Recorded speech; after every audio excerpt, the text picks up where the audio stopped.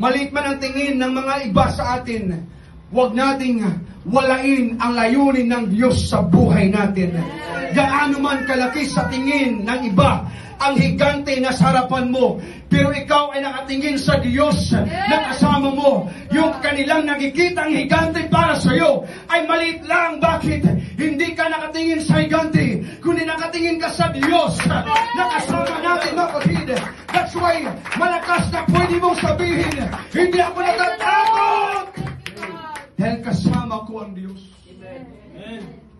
Pero kung maliit ang tingin natin sa Panginoon, lalaki ang tingin mo sa higante.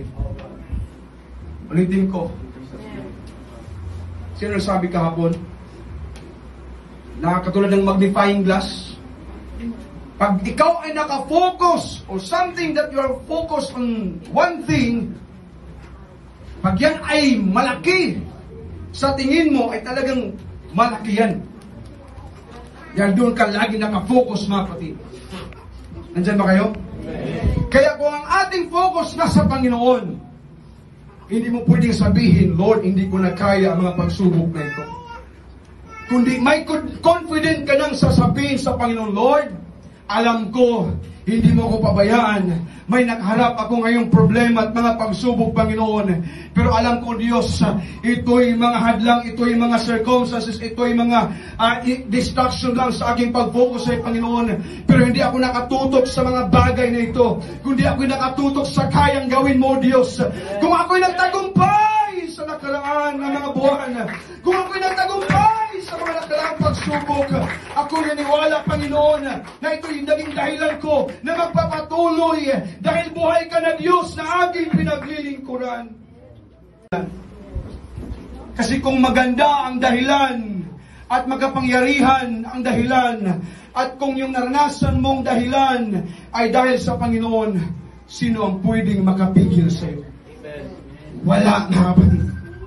Kaya sa unang point, letter G, this kind of giant ay tinatawag na great problems. There are things sa buhay natin na masasabi natin na ito na yung pinakamatinding problema sa buong buhay ko.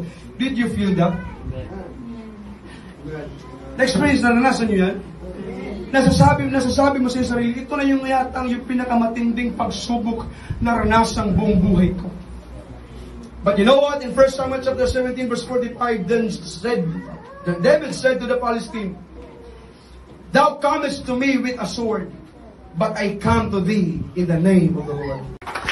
Pwede lang sabihin natin sa mga problema at mga pagsubok, hoy, kaano ka man kalaki, hindi kita kayang harapin, but I come to you today in the name of my Lord Jesus. In the name of the Lord Jesus. Kalamdaman sa aking asawa, kalamdaman sa aking anak, kung ikaw ay magbibigay ng problema sa amin, I come to you today in the name of Jesus. Because in the name of Jesus, there is healing. In the name of Jesus, there is power. In the name of Jesus, there is joy. In the name of Jesus, there is peace. In the name of Jesus, there is breakthrough. That we can do all things through Christ. Hindi through me. Hindi through ourselves.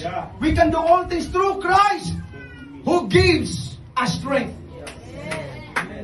Ang strength natin hindi galing sa carbohydrates. Ang strength natin hindi galing sa protein. Ang strength natin hindi galing sa meat or vegetables or fruits. Ang strength natin nanggagaling sa Panginoon.